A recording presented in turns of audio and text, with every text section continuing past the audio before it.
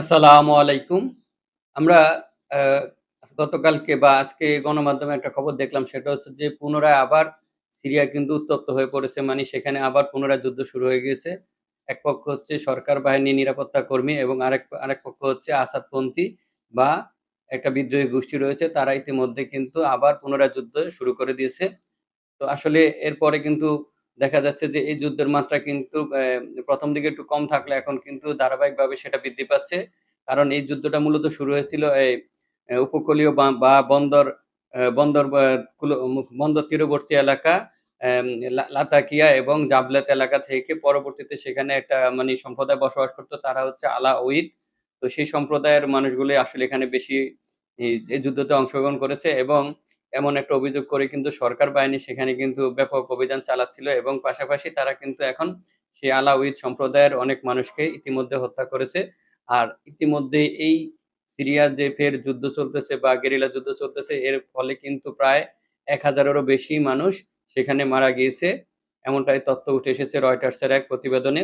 সেখানে বলা হচ্ছে যে আম বেসামরিক লোক মারা গেছে ৭৪৫ জন এবং আম এই সরকারি বাহিনীর নিরাপত্তা কর্মী মারা গেছে ১২৫ জন এবং আসাদপন্থী বা ওই বিদ্রোহী গোষ্ঠী তারা মারা মানে সেখানে তাদের মধ্যে মারা গেছে ১৪৮ জন। তো আসলে সর্বমোট মারা গিয়েছে হচ্ছে ১,০১৮ জন। আসলে এই ২-৩ দিনের মধ্যেই কিন্তু এটার একটা চূড়ান্ত মানে একটা মাত্রা কিন্তু অনেক বেশি হয়ে বেড়ে গেছে। তো আসলে একটা পর্যায়ে যদি এরকম চলতে থাকে তাহলে কিন্তু প্রতিদিন এরকম আরো বেশি মানুষ মারা যাবে এমনটাই আশঙ্কা করতেছে বিশ্ব বিশ্লেষকেরা। আর এই যে হামলা চলতেছে, এই হামলার মাঝখানে বা যুদ্ধের মাঝখানে কিন্তু আবার সরকারি যে নিরাপত্তা বাহিনী রয়েছে তারা কিন্তু প্রায় ৩০ টি গণহত্যা চালিয়েছে এমন একটা অভিযোগ উঠে এসেছে সেই প্রতিবেদনে। তো আসলে এখন এই যুদ্ধের মাত্রা কিন্তু বেড়ে চলেছে।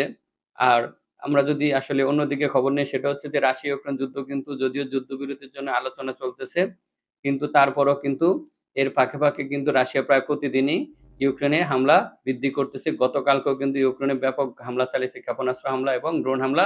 আর তার ফলে কিন্তু ইউক্রেনে গতকালকেও আরো ২৫ জন মানুষ নিহত হয়েছে। এমন একটা খবর প্রকাশিত হয়েছে রয়টার্সে।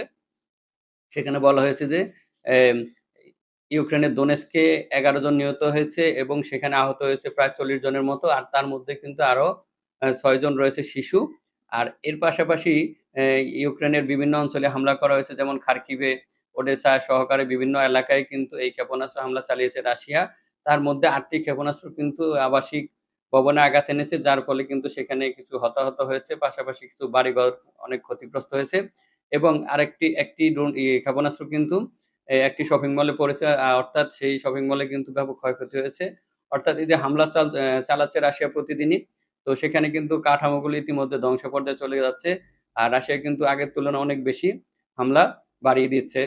তো আসলে এই হামলার প্রেক্ষিতে কিন্তু আবার বিশেষ করে ইউরোপে একটা মানি ইউরোপের মনে কিন্তু একটা কাঁপন ধরে গেছে। ইউরোপের রাষ্ট্রের প্রত্যেকটা রাষ্ট্র এখন সতর্ক। তারা এখন সচেতন। ইতিমধ্যেই পোল্যান্ড এবং বেলজিয়াম কিন্তু যুদ্ধের জন্য প্রস্তুতি নিয়েছে। তারা মনে করতেছে হয়তোবা যেকোনো সময় রাশিয়া তাদের দেশেও হামলা চালাতে পারে।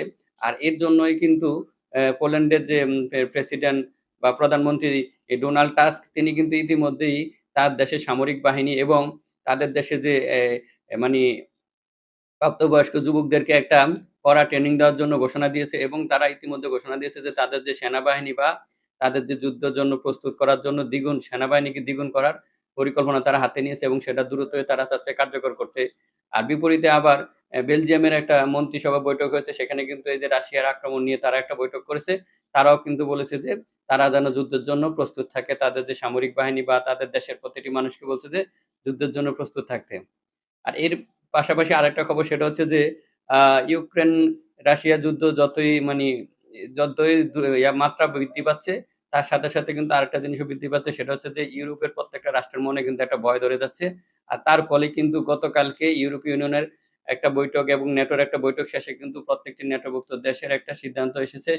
সেটা হচ্ছে যে তারা চাচ্ছে যে এই নেটোর প্রত্যেকটা সদস্য চাচ্ছে যে তাদের যে নিরাপত্তাজনিত ব্যয় সেটাকে আরো বৃদ্ধি করতে এবং পাশাপাশি নিরাপত্তার যে সামগ্রী সরঞ্জাম রয়েছে মানে সামরিক যে সরঞ্জাম রয়েছে বা আ স মূলত অস্ত্র বা এরকম গোলা-বারুদ বা ক্ষেপণাস্ত্র এগুলো তারা বৃদ্ধি করতে চাচ্ছে। আর এগুলো উৎপাদনের জন্য তারা ইতিমধ্যে বিভিন্ন উদ্যোগ গ্রহণ করেছে। সেটাও তারা এমনভাবে বলেছে সেখানে যে তারা মূলত আটলান্টিকের ২ পাশে তারা চাচ্ছে যে এই অস্ত্র বা এই যে গোলাবারুদ বা মূলত যুদ্ধের যে সামগ্রী সেগুলো তারা উৎপাদন বৃদ্ধি করার জন্য সেখানে একটা অঙ্গীকারবদ্ধ হয়েছে। অর্থাৎ মূলত রাশিয়ার ভয়ে কিন্তু এই জিনিসটা হচ্ছে। আর পাশাপাশি এর আগে কিন্তু একদিন আগে কিন্তু ডোনাল্ড ট্রাম্প বলেছেন যদি নেটোর প্রত্যেকটি সদস্য যদি তাদের এই যে সামরিক ব্যয় বৃদ্ধি না করে বা অর্থ তারা যোগান বেশি না দেয় তাহলে কিন্তু যুক্তরাষ্ট্র তাই মানে নেটোভুক্ত দেশকে একটা সুরক্ষা দিবে না। কারণ যুক্তরাষ্ট্র মনে করতেছে যে তাদের সুরক্ষা এই নেটো দিতে পারবে না। আর তারপরের দিনে কিন্তু এই ঘোষণাটা এসেছে।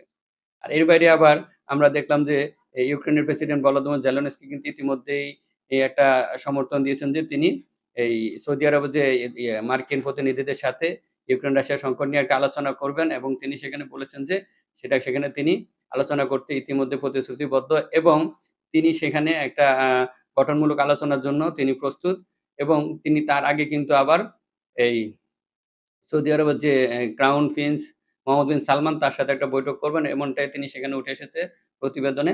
আর এই বিষয়টা কিন্তু আসলে একদিন আগে কিন্তু এই যে যুক্তরাষ্ট্রের মধ্যপ্রাচ্যীয় দূত উইটকফ তিনি কিন্তু জানিয়ে দিয়েছিলেন এই মানি বিশ্ব গণমাধ্যমকে। আর এর পরপরই কিন্তু আবার সৌদি আরব পক্ষ থেকেও বিষয়টা অনেকটা নিশ্চিত করেছে। তার মানে আগামী সপ্তাহে হয়তোবা এই সৌদি আরবে মার্কিন কূটনীতিকদের সাথে ইউক্রেনের প্রেসিডেন্ট ভলোদিমির জেলেনস্কির একটা বৈঠক হবে এই ইউক্রেন রাশিয়ার সংঘাত নিয়ে।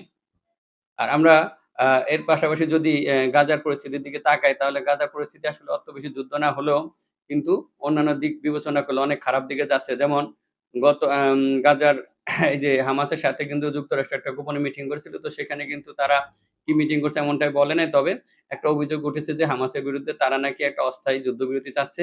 আর তারই প্রতিক্রিয়া হিসাবে কিন্তু গতকালকে হামাসের একজন কর্মকর্তা, হামাসের একজন কর্মী বা কর্মকর্তা তিনি কিন্তু এই ঘোষণা মানে বলেছেন যে তারা কোন প্রকার অস্থায়ী সমাধান চায় না। তারা একবারে স্থায়ী একটা সমাধান চায়। তারা একটা স্থায়ী যুদ্ধবিরতি চায়।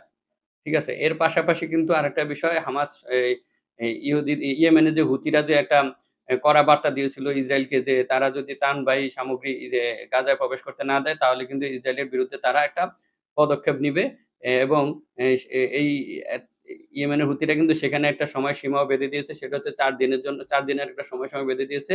আর এই বিষয়টাকে কিন্তু আবার স্বাগত জানিয়েছে হামাসের মানে পক্ষ থেকে একটা স্বাগত বার্তা দিয়েছে এই ইয়েমেনের হুতিদের এই বার্তাকে। আর আসলে আমরা অনেকে জানি যে গত প্রায় ৭ দিন ধরে কিন্তু এই যে গাজায় কোন প্রকার ত্রাণ সামগ্রী পরিবহন পাশাপাশি চিকিৎসা সামগ্রী পরিবহন কিন্তু এই গাজায় ঢুকতে দিচ্ছে না বা ঢুকার সময় বাধা দিচ্ছে ইসরায়েলি বিভিন্ন ইসরায়েলি নিরাপত্তা বাহিনীরা। তারা কিন্তু প্রতিনিয়ত এখানে বাধা সৃষ্টি করতেছে আসলে। আর তাতে কিন্তু এই মানুষের জীবন কিন্তু ঝুঁকিতে পড়ে যাচ্ছে। কারণ তাদের জীবনযাত্রা অনেকটা অসহনীয় হয়ে পড়তেছে। পাশাপাশি চিকিৎসা যদি না পায় তাহলে কিন্তু অনেক শিশু মারা যাবে খুব শীঘ্রই হয়তোবা। তো তারা ওই এখন যুদ্ধ না করলেও কিন্তু যুদ্ধের বিকল্প একটা পথ বেছে নিয়েছে। তারা বিকল্প পথে কিন্তু গাজাকে বিভিন্নভাবে করতেছে। তবে এত কিছুর মাঝেও কিন্তু একটা স্বস্তির খবর সেটা হচ্ছে যে আমরা অনেকে জানি যে এই মিশরে বা আরব রাষ্ট্রগুলো কিন্তু এই ডোনাল্ড ট্রাম্পের যে একটা প্রস্তাব দিয়েছিল এই গাজাবাসীদেরকে গাজা ছেড়ে চলে যেতে সেটাকে প্রত্যাখ্যান করে আরব রাষ্ট্রগুলো আরব রাষ্ট্রগুলো একটা বৈঠক করেছিল। তারা সেখানে বলে মানি এ গাজাকে পুনর্গঠন বা গাজার বিভিন্ন কাঠামোকে পুনরায় স্থাপনের জন্য পাশাপাশি গাজার যে মানুষের জীবনযাত্রাকে উন্নত করার জন্য সেখানে একটা বৈঠক করেছে। তারা আন্তর্জাতিক বিভিন্ন সংস্থাকে সেটা সমর্থনের জন্য আহ্বান জানিয়েছিল এবং সেখানে আর্থিক একটা তহবিল গঠন করার তারা একটা নীতি গ্রহণ করে। আর তাদের এই ডাকে কিন্তু ইতিমধ্যে একটা সাড়া দিয়েছে ইউরোপের ৪ টি দেশ। তো তারা ইউরোপের ৪ টি দেশ হচ্ছে ফ্রান্স, যুক্তরাজ্য, জার্মানি, ইতালি। তো এই ৪ টা রাষ্ট্র কিন্তু আবার এই যে আরব রাষ্ট্ররা যে একটা সিদ্ধান্ত নিয়েছে সেটাকে কিন্তু তারা একটা স্বাগত জানিয়ে বলছে যে এটা একটা বাস্তবসম্মত সিদ্ধান্ত। এটার সাথে তারা কাজ করতে চায়। তারা এই ৪ টি দেশ ইতিমধ্যে একটা ঘোষণা দিয়েছে একসাথে মানে তারা একটা যৌথ বিবৃতিতে বলেছে তারা $৫৩ বিলিয়ন ডলারের সহায়তা দিবে এই গাজা পুনর্গঠনে। তারা চাচ্ছে যে সেখানে একটা সুন্দর মানে গাজাবাসীর একটা জীবনযাত্রার মানের উন্নত হোক। কিন্তু তারা আবার একটা কথা বলেছে পাশাপাশি সেটা হচ্ছে যে তারা চাচ্ছে না যে গাজায় হামাসের শাসন থাকুক। আর হামাসের শাসন থাকলে কিন্তু আসলে ইসরায়েল একটা অজুহাত দেখাবে বা ইসরায়েল একটা হুমকি স্বরূপ মনে করে সেটাখানে আবার হামলা চালাবে। তার মানে হচ্ছে যে তাদের কথা হচ্ছে গাজায় শান্তি ফিরুক আর হামাস যেন ক্ষমতায় না থাকে। এটা হচ্ছে মূল কথাটা। আসলে এটা কিন্তু ইসরায়েলের কথা আর পরিস্থিতি আসলে সেটাই বলে দিচ্ছে যে গাজায় এখন হামাসের শাসন থাকাটা আসলে যুক্তিসঙ্গত না। তো আসলে সর্বোপরি কথা হচ্ছে যে এত কিছুর মাঝেও কিন্তু ইউরোপের রাষ্ট্রগুলো যে এই কথাটা বলছে সেটাও কিন্তু একটা সন্তুষ্টির বিষয়। তবে এখানে একটা প্রশ্ন থেকে যায় সেটা হচ্ছে যে, এই যে এ যুক্তরাজ্য, ফ্রান্স, ইতালি, জার্মানি তারা যে বলেছে সেটা কিন্তু আসলে আমার কাছে মনে হচ্ছে যুক্তরাষ্ট্রকে এটা মানে যুক্তরাষ্ট্রের বিপক্ষে অবস্থান নেওয়ার জন্য নিয়েছে। আসলে মূলত এই বিষয়টা।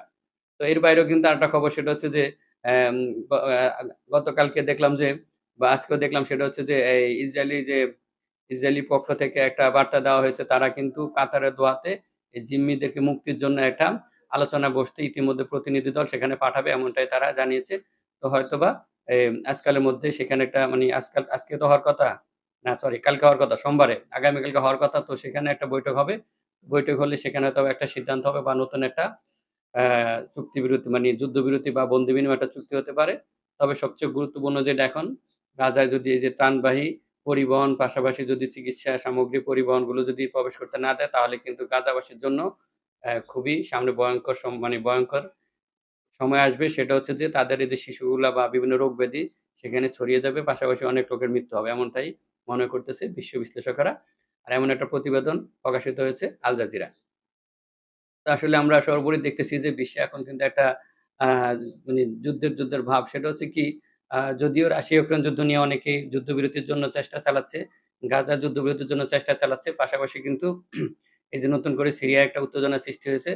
আর পাশাপাশি ডোনাল্ড ট্রাম্প তো প্রতিদিনই শুল্ক আরোপের একটা খেলায় মেতেছেন বা বিভিন্ন পদক্ষেপ নিচ্ছেন। আসলে তার রাষ্ট্রের ভিতরে বা বাহিরে বিভিন্ন রাষ্ট্রের বিপক্ষে আবার নিজের দেশের ভিতরে বিভিন্ন বিভিন্ন মানুষের বিপক্ষে তিনি বিভিন্ন পদক্ষেপ নিচ্ছে। তো আসলে এতে কিন্তু পৃথিবীতে নতুন মাত্রা যোগ হচ্ছে প্রতিদিনই। তো দেখা যাক প্রতিদিন আরো এরকম কি ঘটনা ঘটে বিশ্বের কোথায়। তো সেরকম খবর পেতে আমাদের সঙ্গে থাকবেন। ভালো থাকবেন। আল্লাহ হাফেজ।